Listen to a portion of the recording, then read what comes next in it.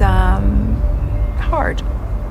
You know, I don't think anybody could understand that. But in all fairness, I had no idea, which probably sounds difficult to understand. All right. For years, Meghan Markle has carefully controlled the public narrative surrounding her family, while countless rumors and speculation have come and gone without clear answers. It's really hard to look back on it now and go, what on earth happened? You hear that? That is the sound of hearts breaking all around the world. She's becoming a royal rock star. And then... But according to resurfaced claims, Samantha Markle insists there is one important part of Archie's story. Prince Harry and Meghan Markle's daughter, Princess Lilibet, adorably crashes mom's floral photo shoot. Yes, I think you can. That the public was never meant to question. She believes recent developments have cast those claims in a completely different light, leaving royal watchers wondering whether earlier criticism should be reconsidered. So, what do you think? Is Samantha finally revealing something significant, or are these claims being overstated? Let us know your thoughts in the comments below. To help us create more videos and uncover the latest royal story, please subscribe. Doria's hidden public image. So, this is where the entire story begins. When Meghan Markle married into the royal family in 2018, one image seemed to capture the world's attention more than almost any other. It wasn't just Meghan in her wedding dress, or Prince Harry waiting at the altar. It was her mother, Doria Ragland, walking quietly through Windsor Castle alone. According to the narrative that followed, that single moment became far more than a wedding photograph. It helped shape the public image of Meghan's family for years to come. At the time, the contrast could hardly have been stronger. While Meghan's father, Thomas Markle, dominated headlines with cancelled plans, media interviews, and growing controversy, Doria remained completely silent. She never publicly argued, never entered the media battle, and rarely stepped into the spotlight. To many observers, that silence projected calm, dignity, and stability during what appeared to be an increasingly chaotic period. According to supporters of Meghan, Doria represented the steady influence behind the Duchess's upbringing. Every carefully chosen public appearance seemed to reinforce that image. She was presented as a devoted mother who avoided unnecessary attention while standing firmly behind her daughter. For years, that perception remained largely unchanged, helping strengthen Meghan's public narrative whenever criticism intensified. But this is where the story takes another unexpected turn. Some commentators argue that the carefully managed image surrounding Doria became one of the strongest parts of Meghan's overall public identity. As long as that image remained unquestioned, it became much harder for critics to challenge the personal story Meghan shared with the world. In many ways, Doria's quiet presence spoke louder than any interview ever could. Yet public images, no matter how carefully built, often depend on one important assumption: that everyone who witnessed the past remembers it the same way. According to claims that later resurfaced, not everyone agreed with the picture being presented. Some believed important details were missing from the public narrative, while others argued that the story audiences had accepted for years was far more selective than complete. And that is exactly where another voice suddenly became impossible to ignore. Unlike distant commentators or royal experts, this person claimed to have known the family long before global headlines, palace weddings, and international fame. If those claims were true, they had the potential to challenge the very foundation of the carefully crafted story that had stood for years. But who was the one person whose account threatened to complicate everything Meghan had worked so hard to protect? And why did their version of events spark so much debate years later? Stay right here, because next we uncover the one who complicated Meghan's problem: Samantha's long-standing claims. Now, this is where the story begins to shift in a way many people never expected. According to Samantha Markle's long-standing claims, she wasn't reacting to a single headline or one controversial interview. She says she spent years watching the public image surrounding Meghan carefully take shape, comparing what the world was being shown with the family history she says she personally experienced. As each documentary, interview, and public appearance reinforced the same narrative, Samantha insisted there were important details that had been left out. What makes her story unusual is that she didn't simply speak once and disappear. According to her public statements over the years, she repeatedly returned to the same timeline, the same events, and the same questions. While many critics dismissed her comments as the words of an estranged relative, Samantha continued arguing that the issue was never personal revenge. Instead, she claimed the public had accepted a version of Meghan's early life that overlooked key parts of the family's history. But here's where things become even more interesting. Much of the media attention quickly shifted away from the substance of Samantha's claims and focused instead on Samantha herself. Headlines often centered on the family conflict rather than examining the specific details she was pointing to. As a result, many people formed opinions about the messenger long before they ever considered the message. According to Samantha, one of the biggest differences involved Meghan's upbringing. She repeatedly claimed that Thomas Markle played a much larger role during Meghan's teenage years than the public had been led to believe. She pointed to his financial support, his involvement in her education, and his efforts to help launch her early acting career. At the same time, Samantha argued that the public image presented after the royal wedding gave a much simpler picture of Meghan's childhood than the reality she remembered. Whether people agreed with Samantha or not, one detail remained remarkably consistent. Years passed. Public debates came and went, yet she continued highlighting the same timelines, the same family history, and the same unanswered questions. According to supporters of her position, that consistency made her claims difficult to ignore completely. Others, of course, strongly rejected her account and continued defending Meghan's version of events. Yet, while attention remained fixed on the family disagreement, something else was quietly unfolding behind the scenes. According to commentators following the Sussexes' growing business empire, the real story may not have been centered on family relationships at all. Instead, another figure was allegedly helping shape the direction of Meghan's public brand from a position that attracted almost no headlines. So who was this little-known figure quietly influencing the Sussex operation behind closed doors? And why do some believe this hidden role may have complicated the entire story even further? Let's uncover every detail. Doria's hidden business role. Then another piece of the puzzle quietly fell into place.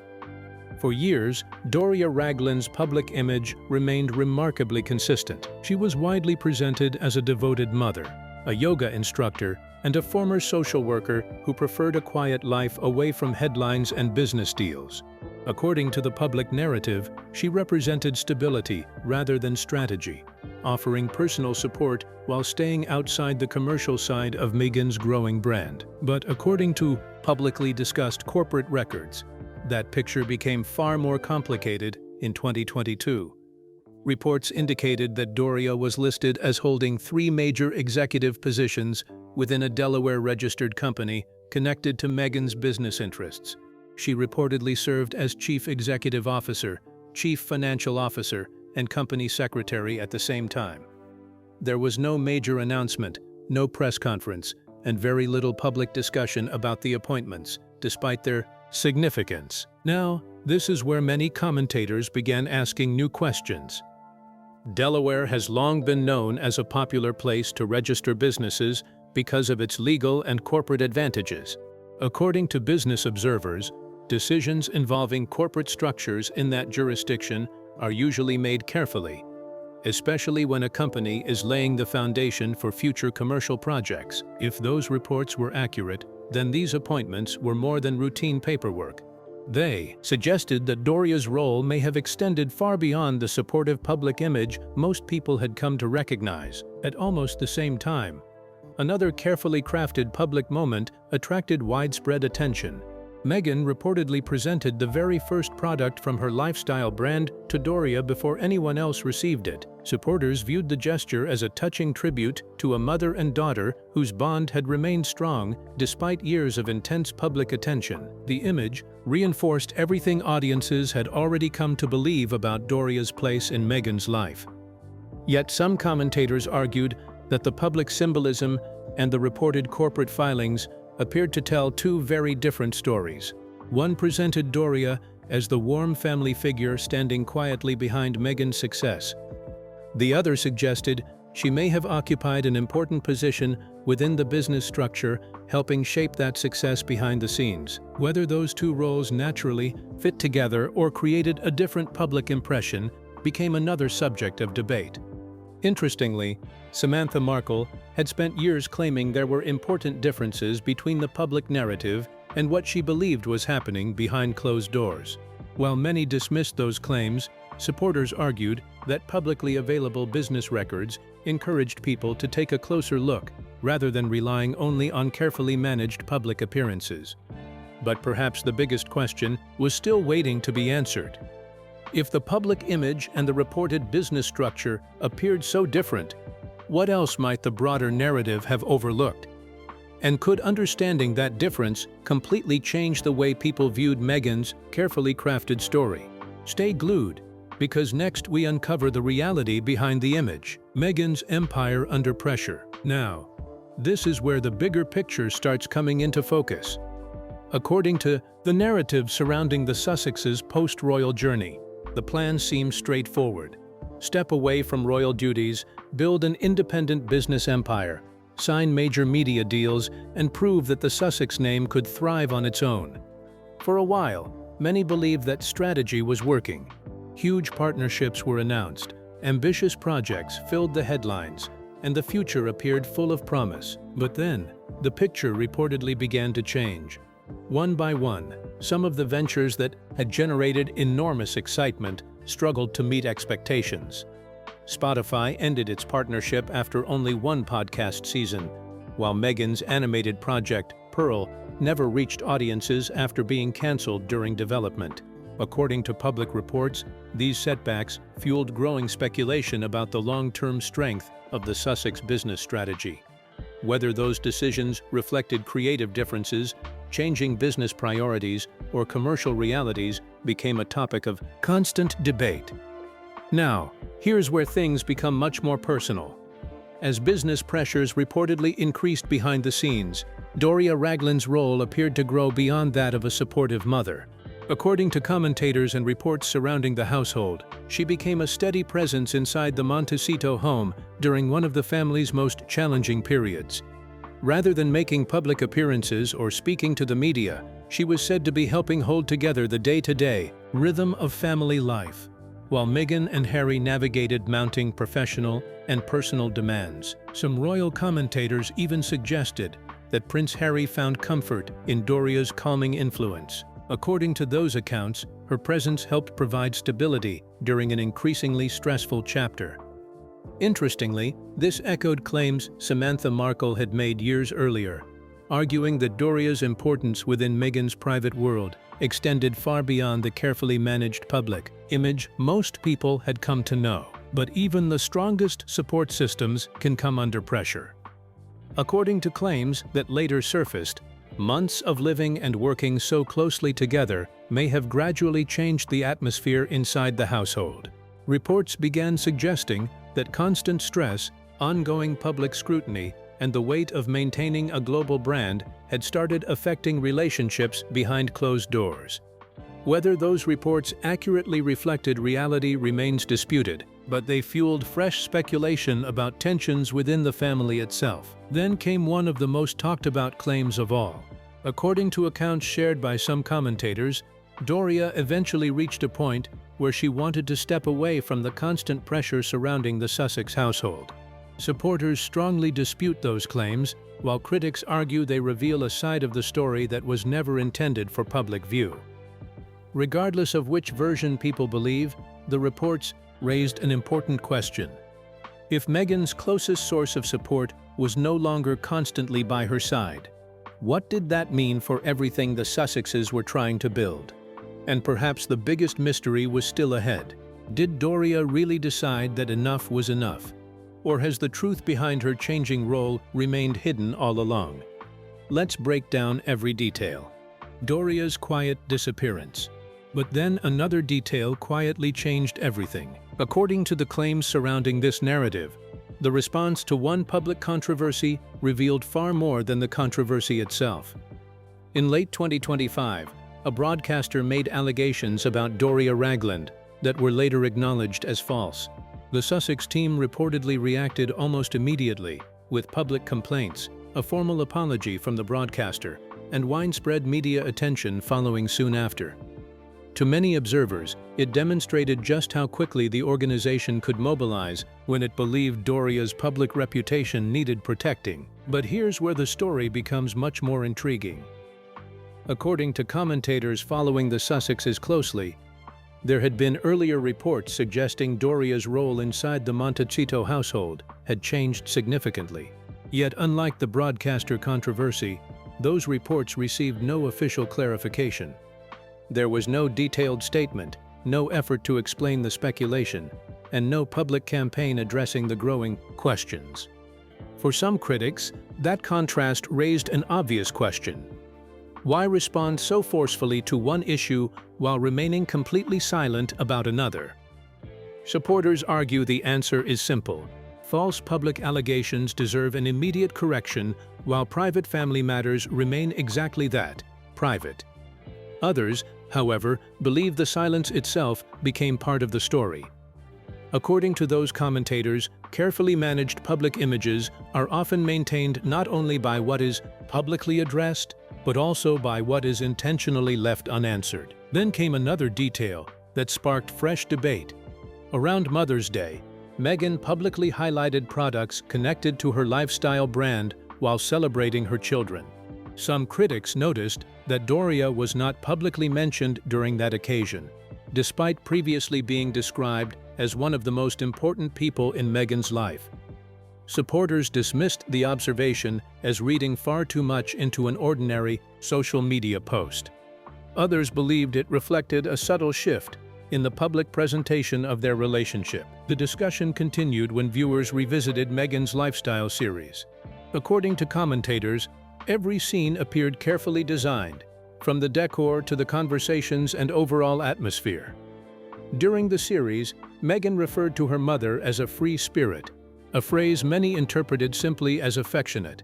Yet some critics argued that, within a program emphasizing home, family, and intentional living, the description subtly positioned Doria outside the central image the series was trying to create. Whether that interpretation was fair remains a matter of opinion, but it added another layer to an already growing debate.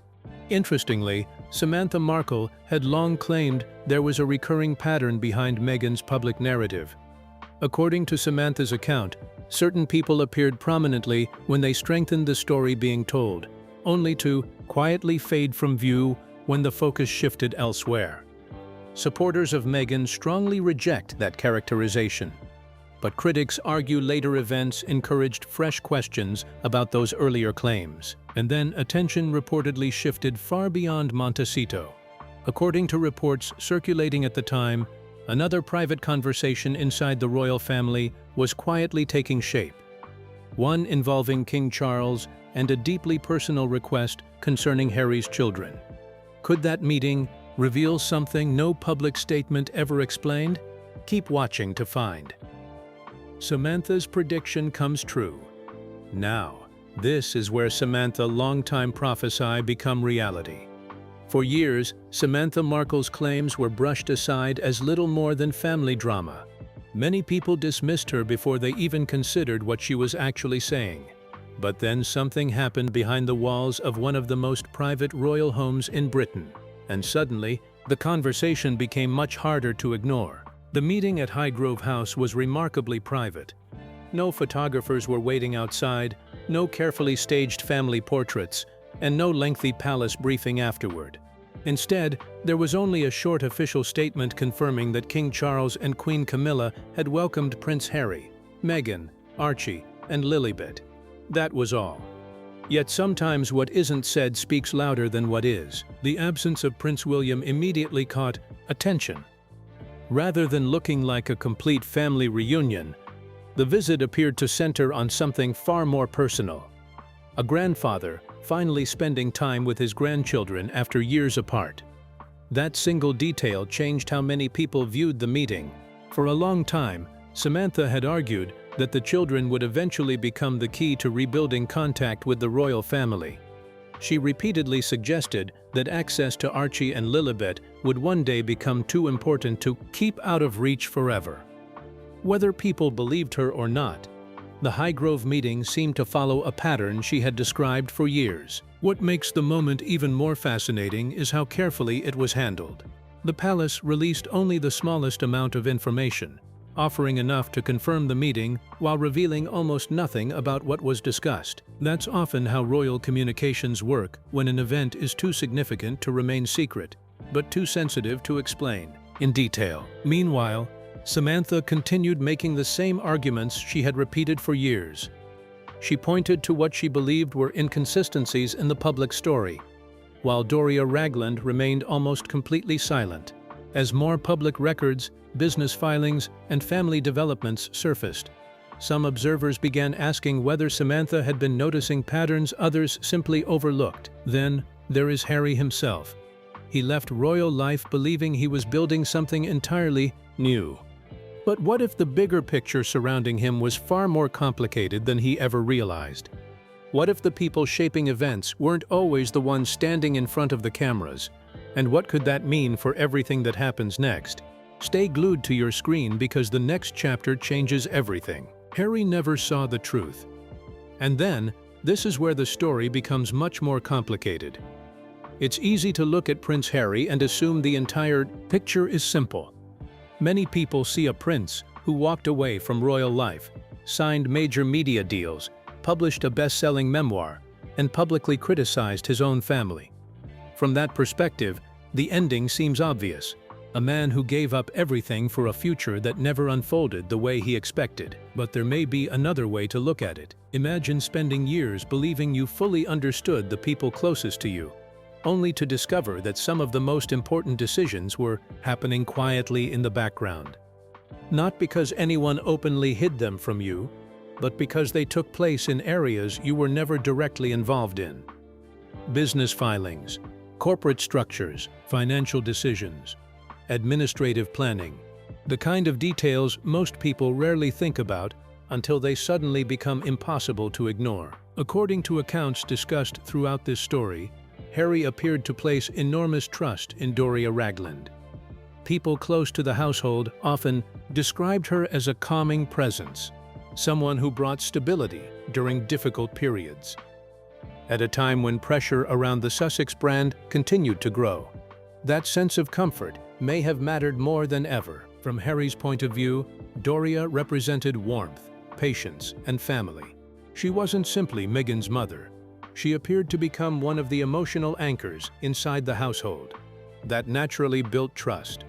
And when you completely trust someone, you rarely stop to question what might be happening behind the scenes. Meanwhile, Samantha Markle continued repeating many of the same arguments she had made for years.